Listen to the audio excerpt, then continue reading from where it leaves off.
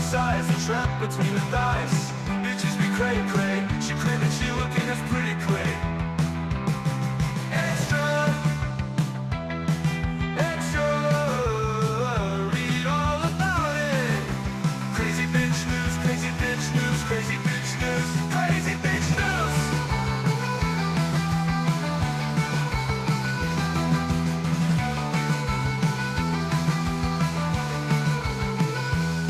It's all in lies, somewhere between the lies. The shrink and oversized, and trapped between the thighs. Bitches be cray cray. She cray that she looking as pretty cray. Extra, extra, read all about it. Crazy bitch news, crazy bitch news, crazy bitch news. It plays crazy bitch news.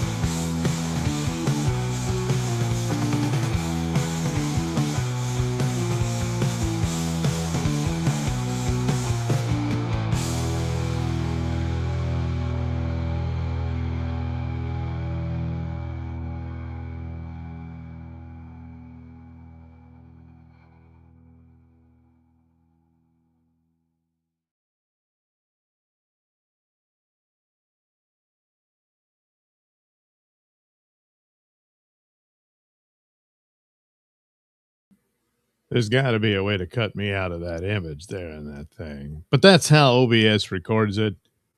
I was in the middle of Pat's stream. I didn't think it would be polite to take myself out of it while he's sitting there playing his piano and all that stuff. And I'm busy coloring the new power couple of Dabble Verstum, something like that. I don't know. We'll see how that turns out, won't we? It'll be great and wonderful, and everybody will believe in love again, and all that type of stuff. You just never know. Sometimes that's how that works out, and you can think, "Oh boy, thank God for Ethan and Scarlett for bringing this wonderful episode to well, the community." You know. Well, anyway, time for Nailsin news. So, what else? You know, murders, violence, perverts. That's usually the crop, and that's pretty much what you got. Even some animal cruelty. It's really sad, but it's the world we live in, I'm afraid. So we'll go first. We'll go through the bitches, then we'll go through the assholes, and and end on a Port-A-Potty or something like that. I forget. Oh, a thermos. Yeah, that. So, let's go to this lovely lady who, I don't know, I guess was bored or something, or is lactose intolerant. Who knows? But we'll find out. Woman shot man 14 times with Beretta and another gun while he was out getting milk and rice for her family. So he was doing her a favor? Huh, she's got that expression. What you gonna do about it? Well, yeah, I guess he's dead, right? Shot him 14 times, so with a Beretta and another gun. So I don't know if it means 14 times with the Beretta and then the other gun, another 14. I don't know. Anyway, a woman in Tennessee is accused of shooting a man 14 times with two guns because she was told by a 5-year-old relative that he had inappropriately touched her. Oh, so it's not about the milk and the rice. Alishon Torres, 18, has been charged with first-degree murder, possession of a firearm during a dangerous felony, and tampering with / fabricating evidence. She was booked into the Shelby County Jail. Family members identified the victim as 58-year-old No Santillan, a Rison. Rinson, I guess. I'm probably not pronouncing it right, but yeah, his name is No Santillan. It doesn't mean he doesn't have any Santillan or Rinson. It's just his name, and it's spelled with an N-O-E, so it's not like he's saying no to anybody. Anyway, at about 1 a.m. on February 26, Torres is his mother, with whom Rison had been staying, reportedly saw him getting milk and rice for her children and grandchildren. Shortly after, she received text messages and calls from Rison's phone. What? Torres was speaking. Torres reportedly saw Rison walking on Willowview Avenue, asked to borrow his phone, and then confronted him about a disturbing allegation. 3 or 4 weeks before, Torres said her 5-year-old relative had told her that Renson had touched her inappropriately. The suspect proceeded to shoot Renson 14 times with 2 different guns, including one in the head. A Memphis Police Department officer was patrolling the area of Willowview Avenue at 2 a.m. when she discovered his body. Officers later spoke with Torres, and she allegedly admitted to shooting Renson because of what the child told her. As she was being arrested, police said a .40 caliber Beretta pistol with no serial number fell out of her purse. Oops. She reportedly said that the Beretta was one of 2 guns she used to shoot Renson, and she gave away or sold the other one. Well, it seems like it would be, you would know the specifics. This is all rather, recent in your memory. She also allegedly admitted to shooting the man inside a van and then repainting it and abandoning it at an apartment complex. What the hell? How? They found the body that night, officers. Oh, well, they later spoke with her. So I guess this is a couple of days later or something. I mean, she had time to sell or give the gun away. She doesn't remember which, and then repaint a van and abandoning it at an apartment complex. Well, I don't know if they've recovered the van or anything like that, but anyway, there you go. They've got her locked up. She says this relative of hers, like maybe a cousin, or could be a little sister, I don't know, says, hey, she told her what, No did. And she said, did he do it? And she said, who did this? Or no, it wouldn't work. You can't do the joke where, did he do this? No. So he did do it. Yeah, it doesn't work. But anyway, I guess she believed the story. And so she shot him, like a lot. And she brought 2 guns to this confrontation. Well, this is going to be really bad if it turns out the kid was making it up or something like that, or it was all a misunderstanding and he really didn't do anything at all. But, I thought in this case, the headline was a bit misleading as the milk and rice were rather irrelevant. It had nothing to do with the motive in this crime. So I want to do a little better job on that law and crime. But anyway, well, there we go. I mean, look, if in the end it turns out this guy has been doing this sort of thing, it's going to go a long way in her favor and probably shave off some years, if any. I mean, and then what would you do in that situation? The rage and everything. So, I don't know, maybe, who knows? But then again, they got to get. I wonder if they would enter that into testimony, like the kid says, "Yeah, that's what happened," And he said, "Hey, that's mitigating circumstance, isn't it? Crime of passion, that sort of thing." I don't know. Maybe that's maybe that'll be heard in the court. Whatever. That's the deal with that one. 14 times. It still didn't stipulate if it was 14 each. So, I mean, yeah, it could be important. I don't need that. And again, it's like, well, it's like she started shooting him with the Beretta. Then she's like, damn it, it's already out.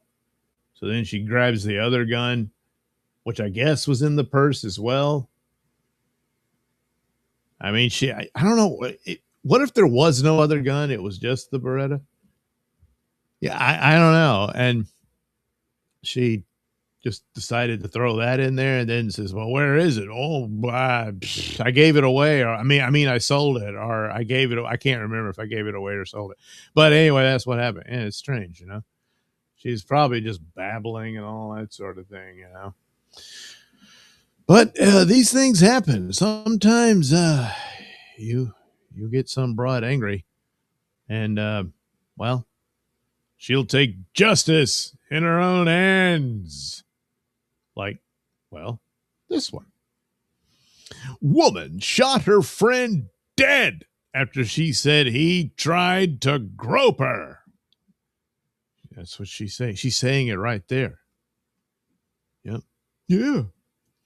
A West Virginia woman allegedly told police that she shot her friend 3 times after he tried to grope her. I wonder if he tried to grope her on here, there, and around. So 3 different times he tried. So she said, this is for that one and this one and that one. Maybe that's how it works. I don't know.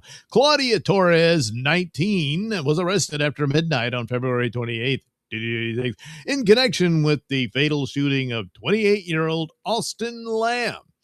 In a Facebook post, the Parkersburg Police Department said Torres was located about a mile from the residence where Lamb was found dead of gunshot wounds and detained. Huh?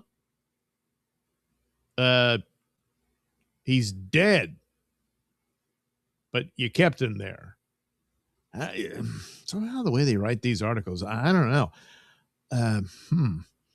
Well, Torres called 911 herself and told dispatchers, this guy who I thought was my friend tried to grope me. He tried to grope me. So I shot him 3 times. Torres made similar unsolicited statements to officers during transport to the police department following her arrest. According to court documents, officers arrived at the home to find Lamb slumped on a couch with multiple gunshot wounds. Despite life-saving efforts, medics pronounced him dead at the scene. Court documents state 2 witnesses who went to a bar with Torres and Lamb on the night of February 27th said the 2 got into an argument on their way home. When the group got back home, Lamb went inside, and Torres went to her truck. Torres then stormed into the home and allegedly fired a gun at Lamb several times. Apparently 3, but she then left the house, and police said another witness saw her fire the gun one more time before fleeing the scene in her purple Dodge Ram. I don't think I've ever seen a purple Dodge Ram, Well, I've seen red ones, but mostly black, white, and different shades of gray, Anyway, police said surveillance videos supported what witnesses reported seeing. Witnesses outside the home also told police they heard Torres say, "That's what you get for messing with me." So is the messing his attempted groping, or is that just a story she came up with because he, was messing with another girl behind her back, Anyway, police found Torres at a nearby gas station and detained her without incident. So she made her court appearance and was ordered to remain in custody without bond. She was charged with first-degree murder. Yeah, it sounds like it. So all we have is her story that this guy, was being sexually aggressive towards her. And, she felt some sense of danger or whatnot and was going to defend herself. However, it does sound like the argument happens. She runs to the truck, gets her gun, comes back, and then shoots him. I mean, if he was trying to mess around with her and she wasn't having any of it, well, he didn't stop her from leaving. She's like, "You creep, pervert, whatever." And she hops in the truck and goes home. Problem solved. But no, those are her rules. You mess with her and you get shot 3 times. And, that's the end of that. Once again, we have a case here where that's her story. Is there any chance any of it's true? Well, I guess they'll have to find that out. Yeah. Now, there's witnesses to it, but by their description, it looks like you had a chance to just leave. Yeah. Probably should have done that. But like she said, that's her slogan. This is what you get when you mess with me and all that sort of stuff. So it doesn't do any good to tell him that, though, after the fact, because he's dead. So it's not like he learned a lesson or anything. What are you going to do? Well, I mean, they did. They arrested her, charged her, and she'll go to trial. Oops. Woman hired to help 76-year-old veteran around the house murdered him after argument and covered him with tarp. Yeah, that's probably not going to be a good way to hide the body. They probably found it pretty quickly. Anyway, a Florida woman who had apparently been hired to help a 76-year-old veteran around the house allegedly murdered him after an argument, covering his body in a tarp, and then stole his car. Maybe she just really wanted that car, Shannon R. Giblin, 47, stands accused of second-degree murder and grand theft of a motor vehicle in the death of Paul Dwayne Bradley in Punta Gorda, according to the Charlotte County Sheriff's Office. Deputies responded to a home on Guwant Boulevard for a report of a person not breathing.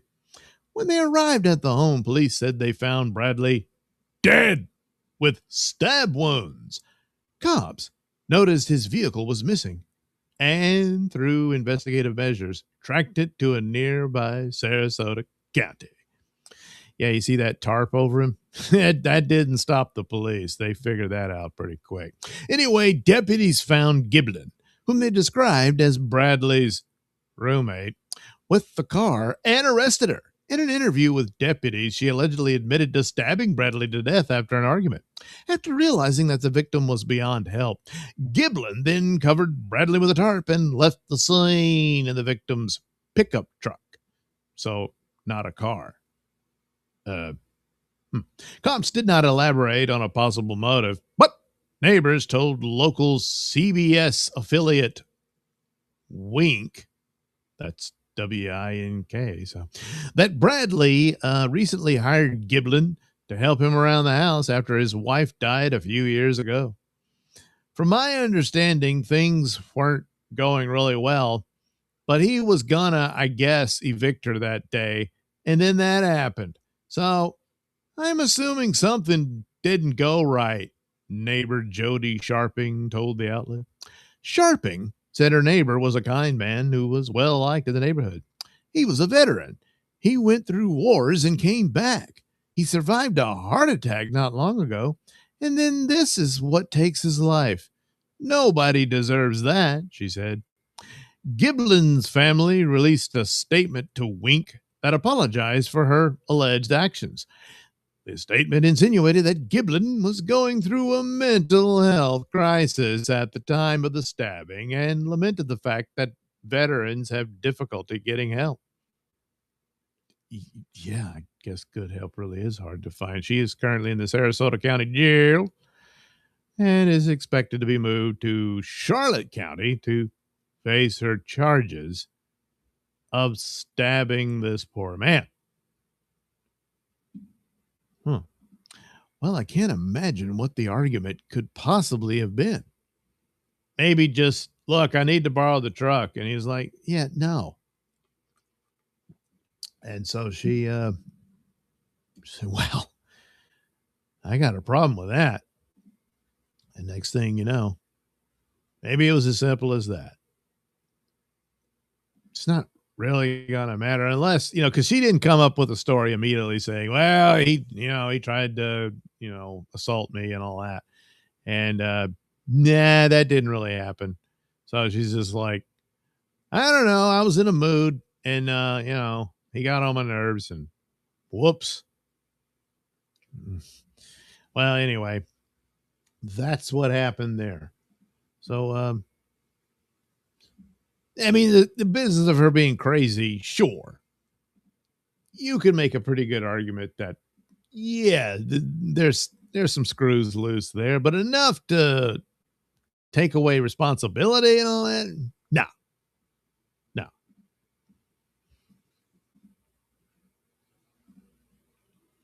Months after breakup, woman reconciled, I should say, with boyfriend and immediately helped him plot murder. Well, couples, there's activities they like to do together. Anyway, a 23-year-old woman in Florida will spend just over a year in prison for setting up a male friend to be ambushed and killed by her boyfriend less than 2 days after they reconciled. Lake County Circuit Judge Carrie F. Rada ordered Ariana Selena Gajraj to serve 36 months in prison for the failed scheme. The victim miraculously escaped injury despite more than a dozen bullets striking his car. Rada handed down the sentence after Gajraj pled guilty to 1 count each of attempted first-degree murder with a firearm and conspiracy to commit first-degree murder. The judge also credited Gajraj with 602 days of time already served, meaning she has less than 1.5 years remaining on her sentence. A jury in January found the gunman, Brandon Perella, guilty on the same charges of attempted murder and conspiracy to which Gajraj pled. He is awaiting his sentencing hearing. The couple had broken up several months earlier and only reconciled about 2 days before the shooting. Okay, well, deputies with the Lake County Sheriff's Office responded to Peppermill Trail in the city of Claremont at approximately 1:53 a.m. regarding a shooting and met with the victim. Deputies located numerous spent cartridge casings on Peppermill Trail in the roadway and discovered the victim's vehicle had multiple projectile strikes as well as a Massey work truck.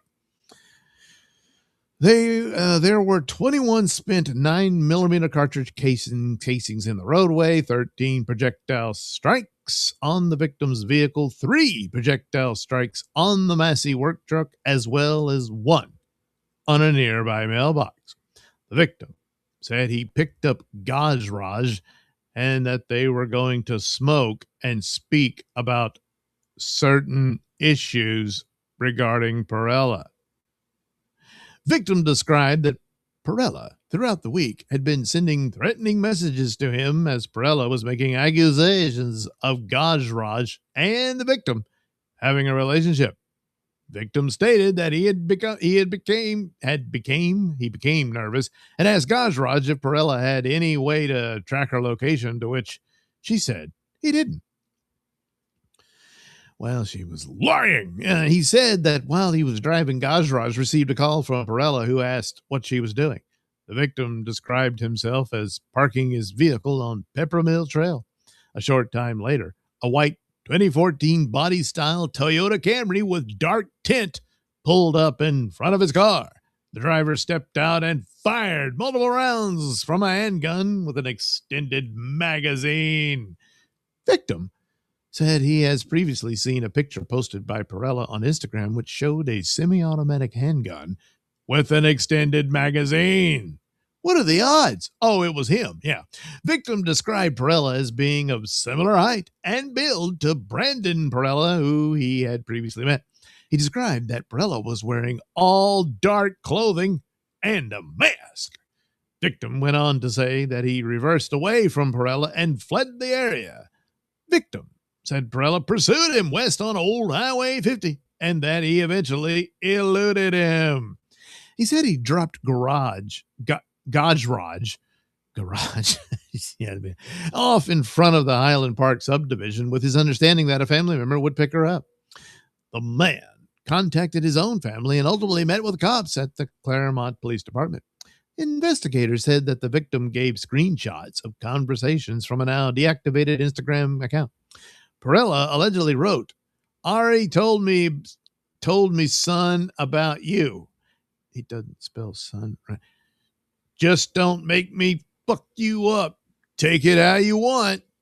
The victim replied asking what redacted meant. Well, Perella, right? Anyway, and asked to speak with him about the issue. The individual did not reply. Victim provided additional messages sent by Perella from another Instagram account.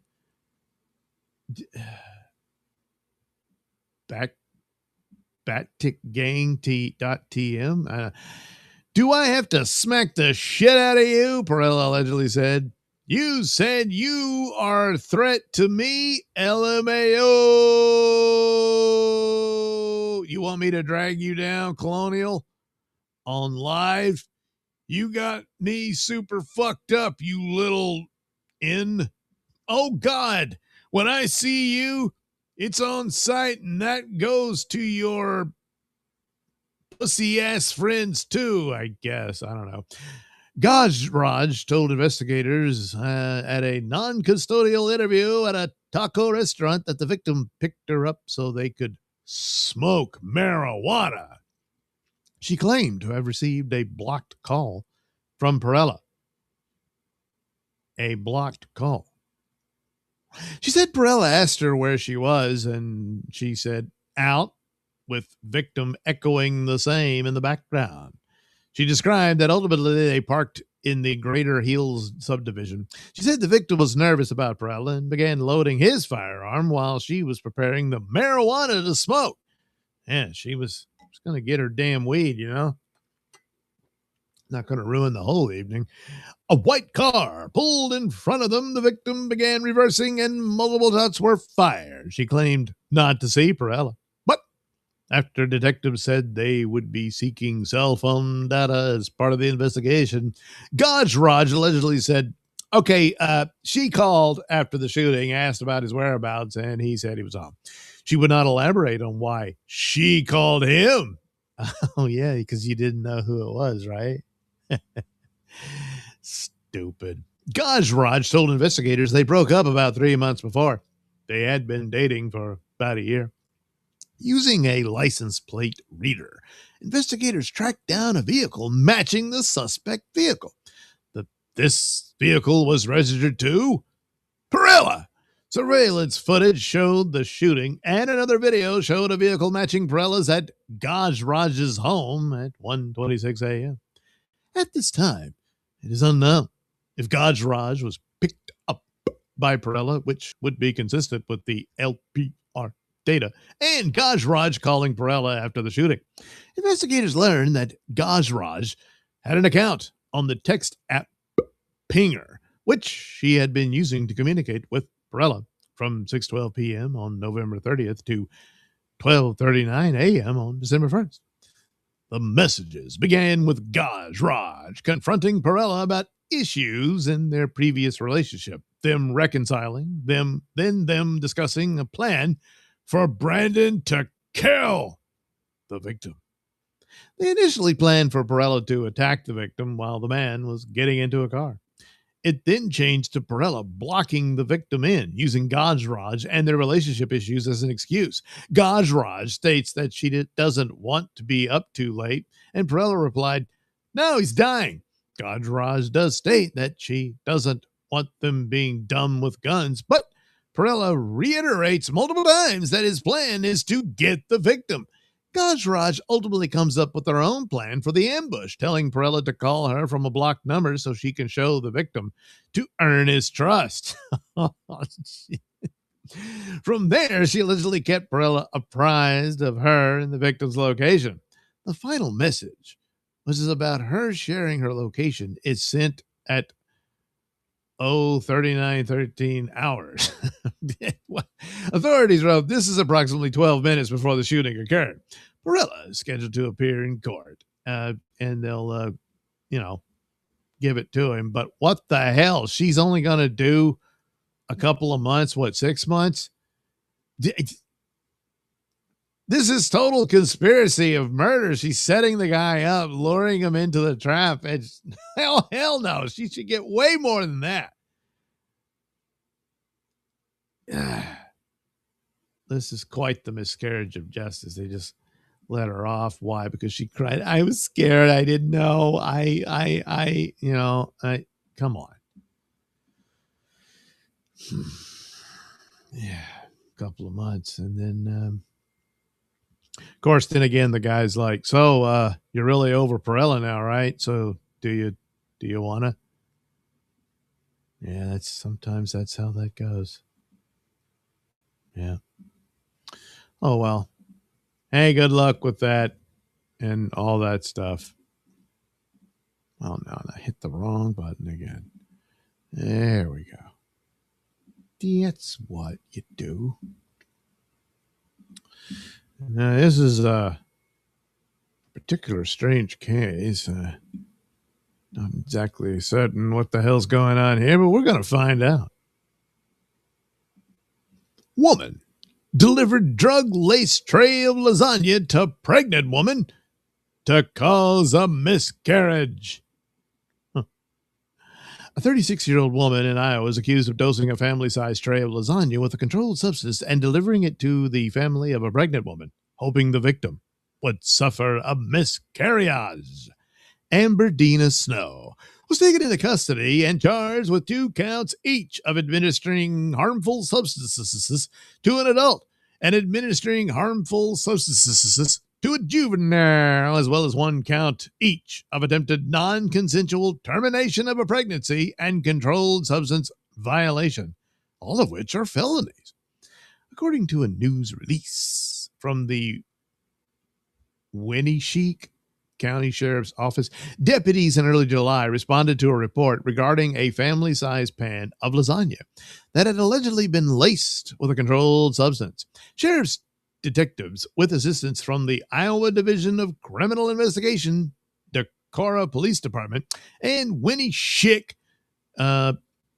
County Attorney's Office opened an investigation into the claim. Well, authorities obtained and executed several warrants in connection with the lengthy probe. The sheriff's office said the investigation allegedly revealed that Snow and an unnamed woman were co-conspirators who laced the lasagna with a controlled substance.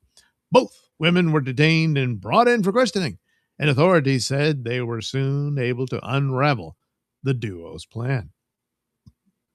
The investigation identified electronic communications and search history on the defendant's accounts and phones from before and after the lasagna was prepared and delivered to another family on December 28, 2025.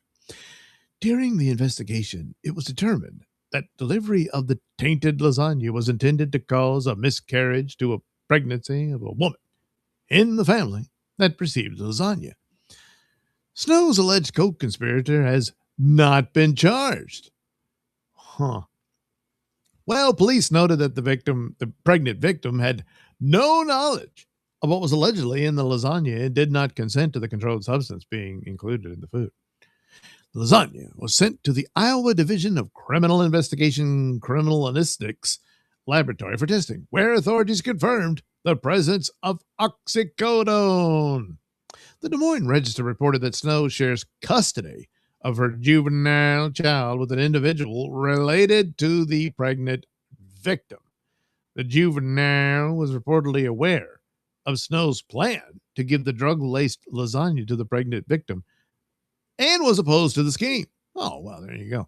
Based on the collected evidence, Snow was taken into custody on Tuesday and processed at the Winneshiek County Jail. She is currently being held in custody on a $100,000 cash-only bond.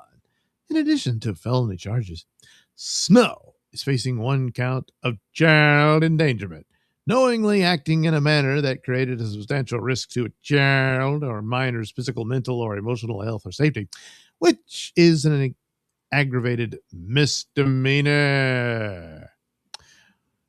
What the hell? So there was some sort of relation here? Because at first I'm thinking, oh, is this, I don't know, like the girlfriend or the wife of some guy she's into? And if they have a baby, oh boy, they're going to be even closer. So you had to eliminate that threat. But apparently, no, it's not the case. She just, I don't know. Just, I guess because she's related to, or maybe she was married to a relative and she didn't want her in the family.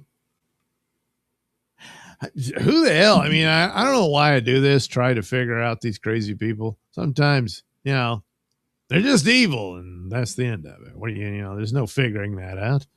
I mean, if you can figure it out, that in and of itself might be a little,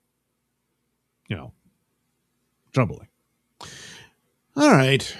I guess I'll do a pause here. So that's the crazy bitch section of tonight's program. And then we'll move on to, the idiots and all that. So here's a previous story, all nicely done up for you, the audience. And enjoy that for now.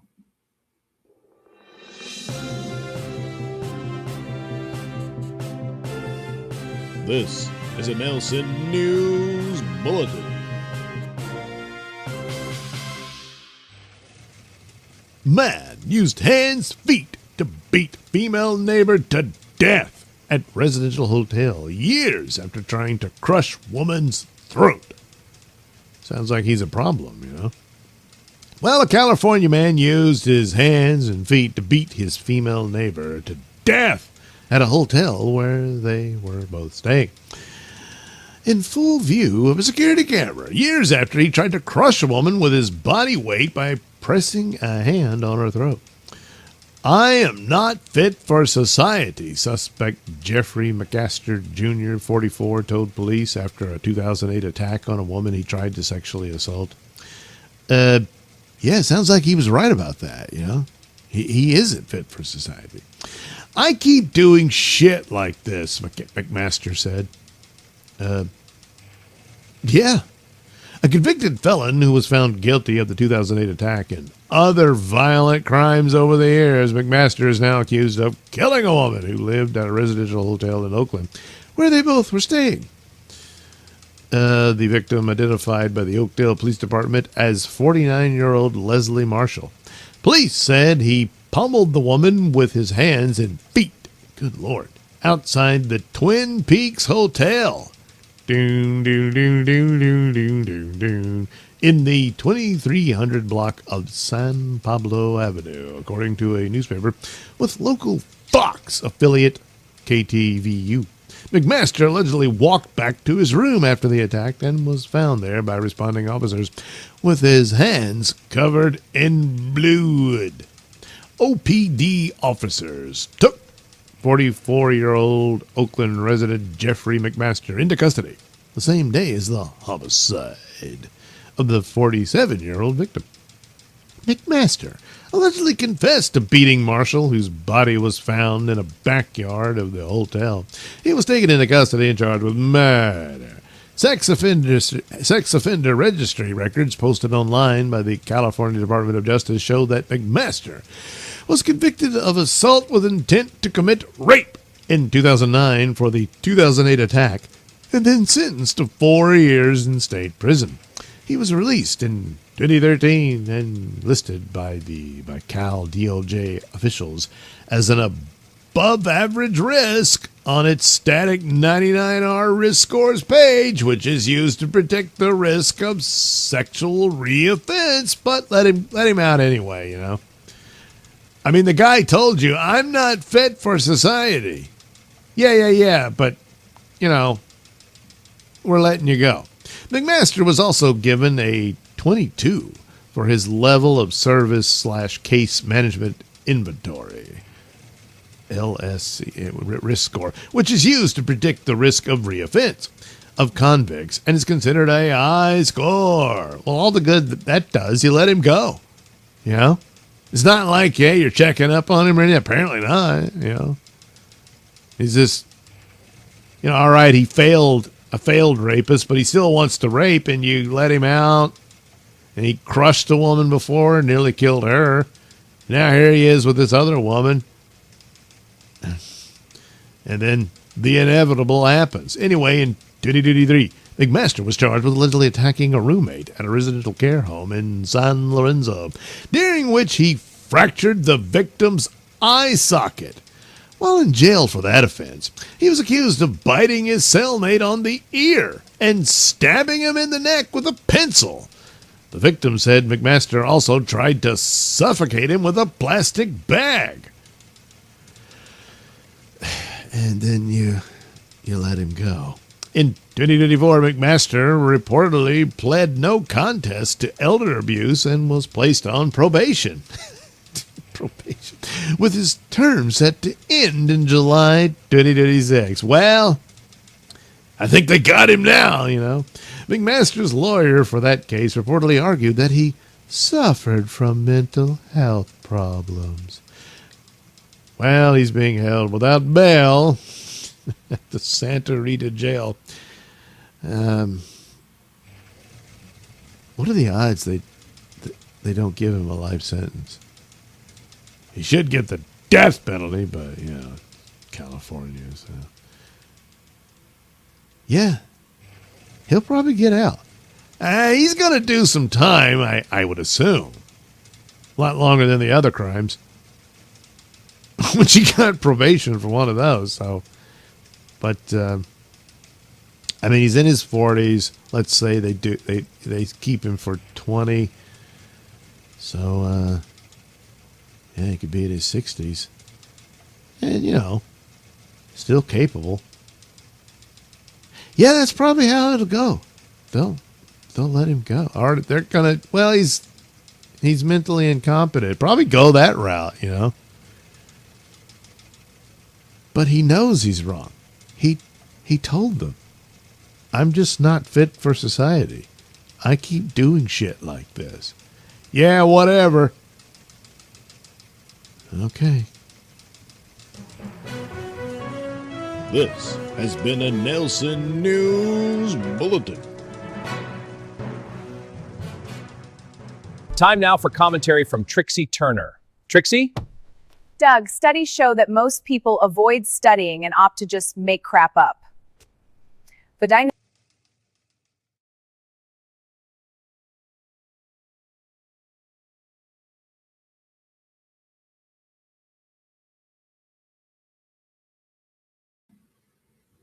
Thank you, Trixie. That's nice. Well, anyway, that's how that went. I guess they finally got him. And, in the end, I guess it worked out. I don't know. I don't do a whole lot of checking up on this stuff. I probably should, but,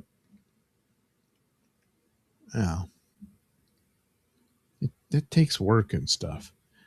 So, anyway, here's a probably sad story. What the hell is it doing? Why is it doing that? This is over. Stop that. There we go. All right.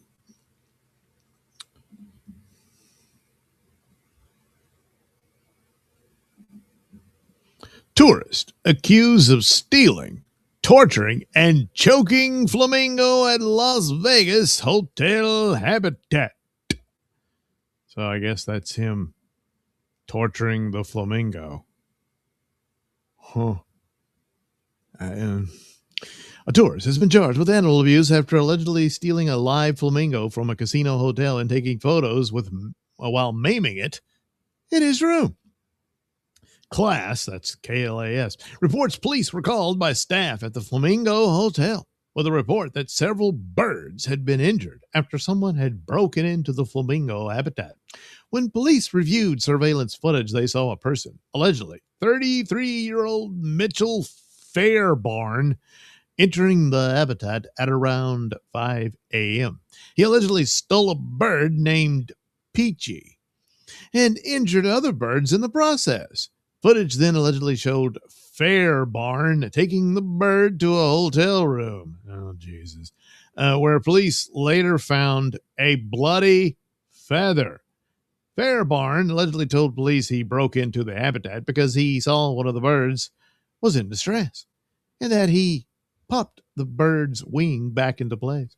He allegedly told police he was a farm boy and that popping a wing back into place is common practice for injured ducks and other birds. Fairbarn's phone contained photos and videos of Fairbarn with Peachy in his room, including some where he allegedly tortured the bird. He allegedly says he will take the bird home in one video. The New York Post reports other videos show Fairbarn and an unnamed companion allegedly chasing Peachy down a hallway and choking it as they posed for selfies. Due to the wing injury, Peachy required stitches. Fairbarn was charged with 4 counts of felony animal abuse at a probable cause hearing. Fairbarn's bail was set at $12,000. His passport was taken, and he was ordered to not have animals in his possession. Records obtained by KLAS show that Fairbarn posted bond. The hotel is famed for its bird display. The resort is home to Chilean flamingos and other local and exotic bird species, turtles, and fish. A statement from Caesars Entertainment Corporation, which owns the hotel, said, "Our beloved birds, including Peachy, who was cruelly taken from the habitat, are currently in the care of dedicated veterinarians and our extraordinary flamingo animal care team. We are hopeful they will make a full recovery." What a weirdo. And why is the image protecting the guy's identity? They don't protect the victim's identity here. The poor bird standing there. It's like with his wings out going, "What the hell, dude?" And he went all the way to Vegas to torture birds. Of course, as we all know, serial killers start out torturing animals. Then they graduate to human beings. So you better keep an eye on this guy. Well, you can try to keep an eye on him. They're protecting his identity in the photograph. What the hell? Yeah. They're just like, hey, look at that. He's choking a bird. Not, there's probably videos of that too. I don't know. But anyway, whatever. That's the only mystery there other than, the guy's a weirdo. But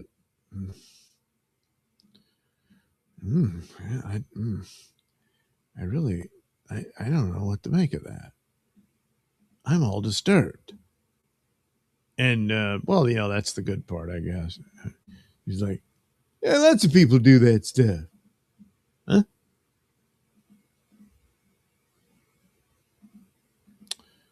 And on to our next sad, lonely story. Man arrested for lap dance theft spree. A Florida man has been arrested for allegedly lap lifting from a strip club. I guess that's a new thing to do. Police allege that Roberto Maldonado, 46, got 15 straight private dances early morning at Rain, a gentleman's club in Clearwater. The dances cost $40 apiece, and an additional $50 review fee brought his tab up to $650. However, after Maldonado enjoyed the lap dance marathon, he refused to pay the stripper's total bill, instead offering only $50. He subsequently refused to pay any amount. So she doesn't even get the $50? When police arrived at the club around 1:15 a.m., a cop explained to Maldonado, who appeared under the influence, that payment was required for the services he had requested and received. Maldonado, cops say, spoke incoherently and was speaking in circles. He refused to make any effort to pay the lap dance balance. Maldonado was arrested and booked into the county jail where he spent the night before being released on his own recognizance. A judge has ordered him to stay away from Rain and other bars or clubs and prohibited him from using alcohol or illegal drugs. Maldonado must also submit to any alcohol or drug testing requested by the court or law enforcement officials.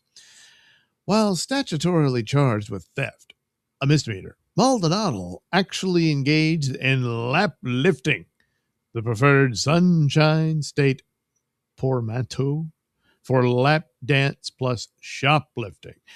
Yeah, it makes sense. You got the dance, but you didn't pay for it. That's just like going into a store, taking a bag of chips, and then you didn't pay. You just opened it up and started eating it, and then turns out it's like nearly $4 for the bag. But you only have like $1.15. That's not going to work. And then on top of all that, you refuse to even pay that. That's what this asshole did. That poor girl grinded her goodies on him for nothing. Not even the $50. But she should have at least gotten that. Well, he'll probably get a slap on the lap for that one, and that's about it. Looks like a nut, too, so maybe this is the better ending because, good Lord, I'm obsessed with you now. You grind your crotch on my lap. Now we are in love. I don't know if he sounds like that. I just do that, Makes it sound more sinister and all. Thermos man gets sprung from cooler. You mean the jail, right? Well, anyway, the ex-con who had an insulated, this does sound familiar. This might be a Nailsin News update. The ex-con who had an insulated beverage container crammed into his rectum when he was busted on drug charges, has just cut a plea deal that resulted in his release from a Florida lockup. Walter Freimeyer, 52, pled no contest to possession of a meth pipe and threatening a sheriff's deputy. A felony drug charge was dropped by prosecutors as part of a negotiated plea deal. Freimeyer, who has been locked up since his October arrest, was sentenced to 180 days. He was freed from jail on March 6 after serving 5 months in custody. Freimeyer was arrested after cops responded to a report of a naked man inside a Winter Haven Park bathroom. When an officer first contacted Freimeyer, who was fully clothed, he was carrying a gray lunchbox, holding his meth pipe. What cops did not realize at the time was that Freimeyer was still in possession of another lunchbox standard.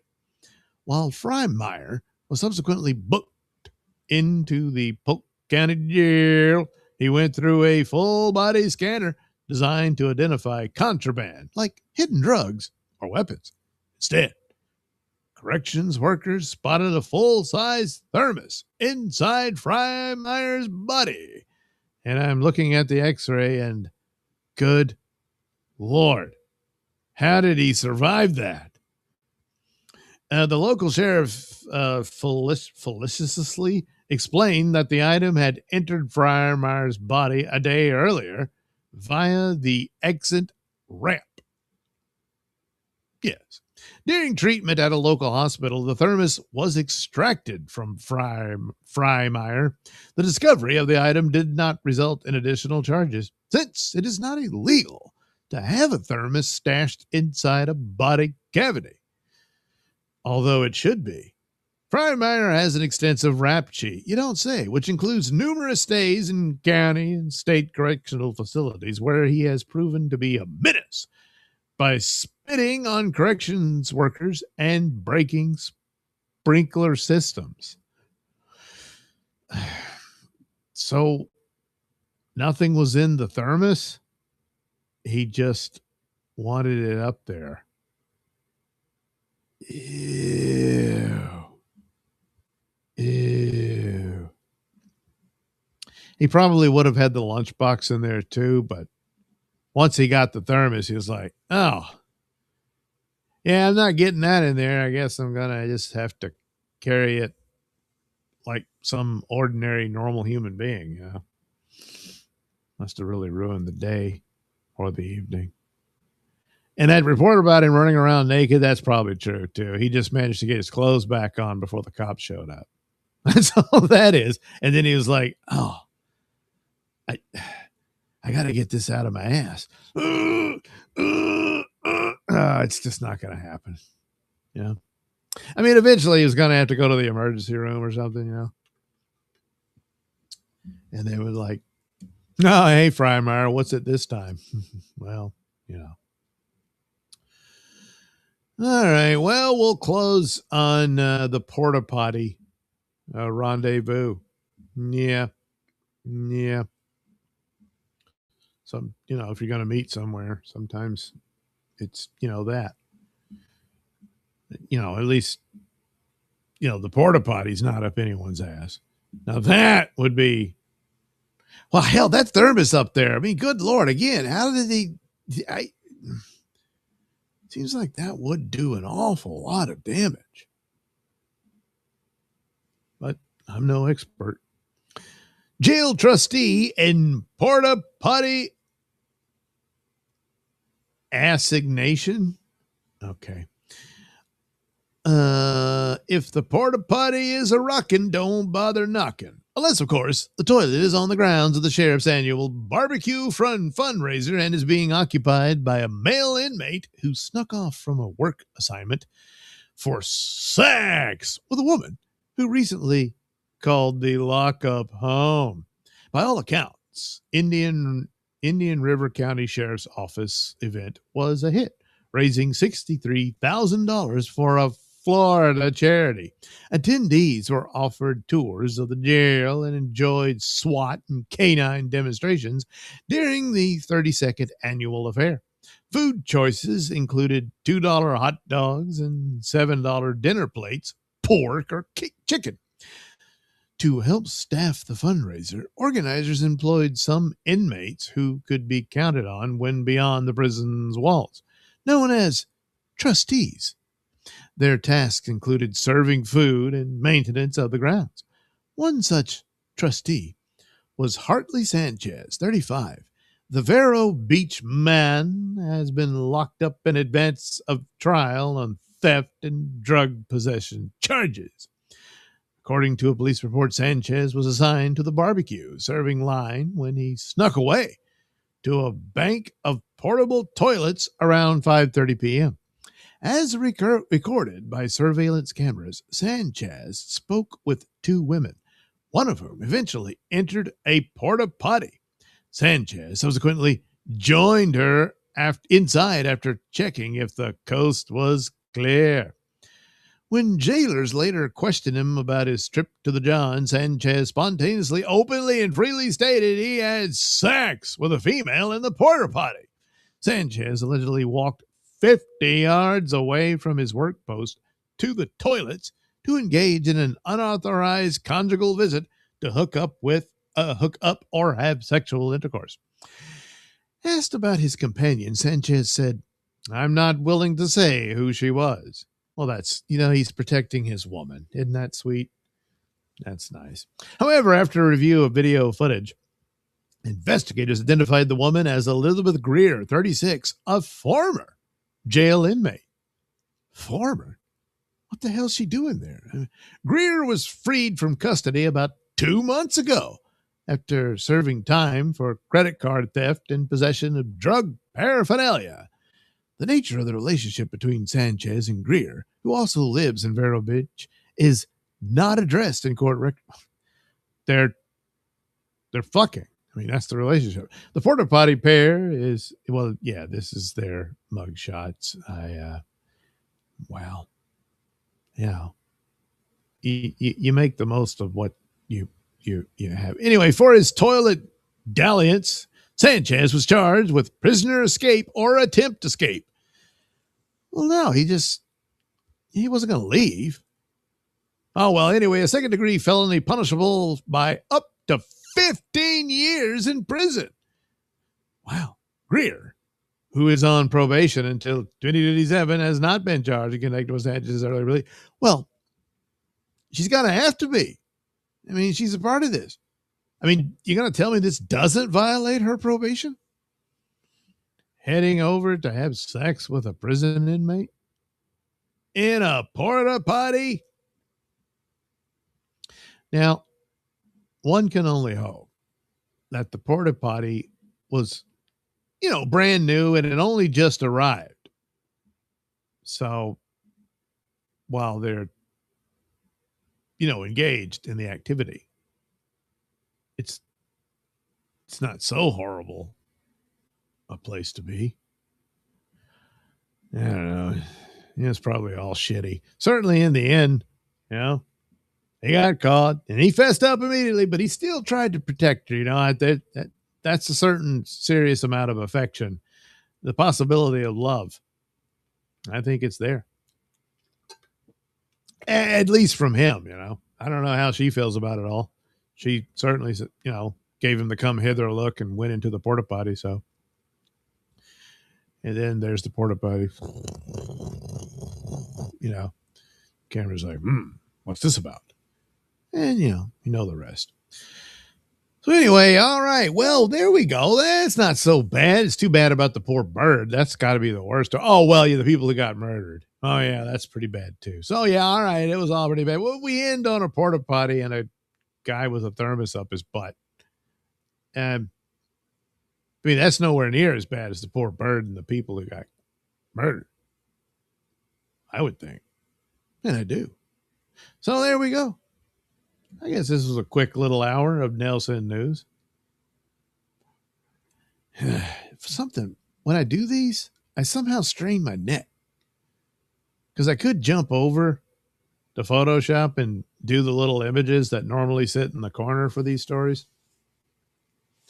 But good God, I got to get up and walk around again. It's terrible. Some of these people, they'll do, I don't know, 10 hours straight.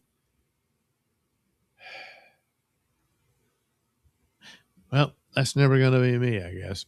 Anyway, there we go. Thanks for watching and all that good stuff. Well, I guess I could do this. Yeah. Go away now. Do a little advertisement. Oh, and look, I'm in OBS. I can put my, there it is. My comic book logo and all that good stuff. Oh, damn, I didn't have the super tip thing up. That's why it's empty. Oh, well, too late now. I'm at the end. All right, so anyway, you can head over to indieplanet.com/Douglas-Nelson, just like the little line there I have there in the image I put together. But since you're here watching anyway, let's go take a look at that store. Wow, there it is. Cool, huh? So here we have Doodleverse Comics. Number 2 is done and is sitting at the printer. Hopefully that'll be available soon, but, but I did my part. That's, Anyway, there's the first one. You can check that out.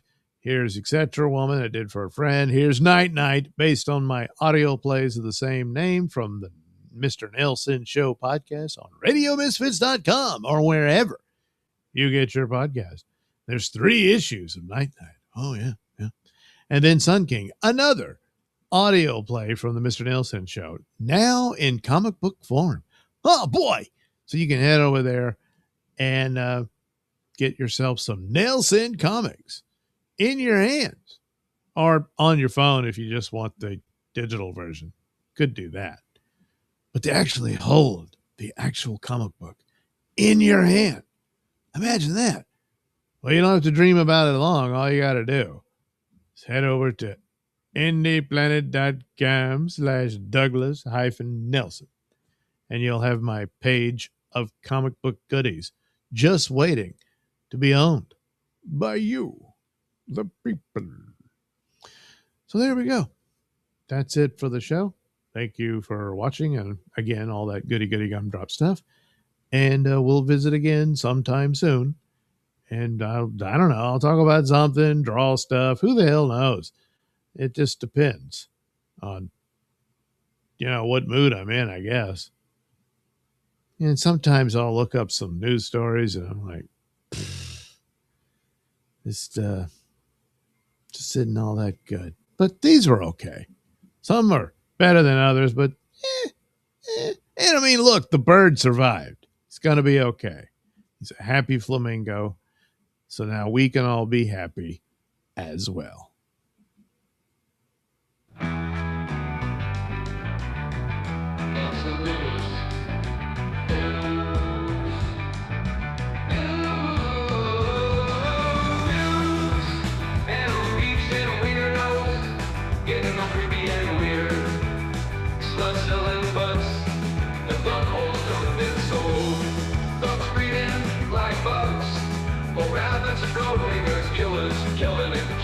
Killing it.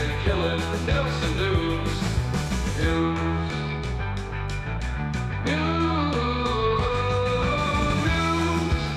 Where all the money go? Ain't nobody gonna know. Do you trust your meat to take a walk down the street? While killers, we kill it and kill it and kill it and kill it. Nailsin News.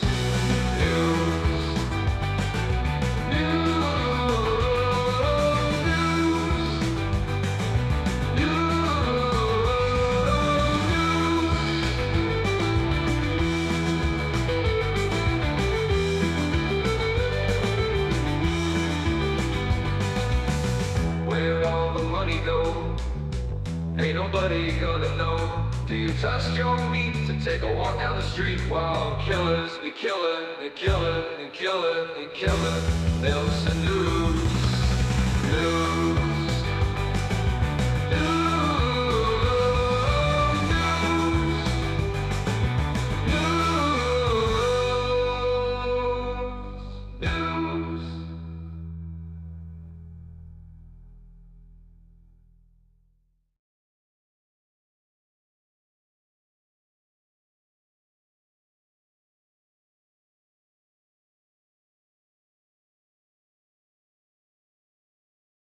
Time now for commentary from Trixie Turner.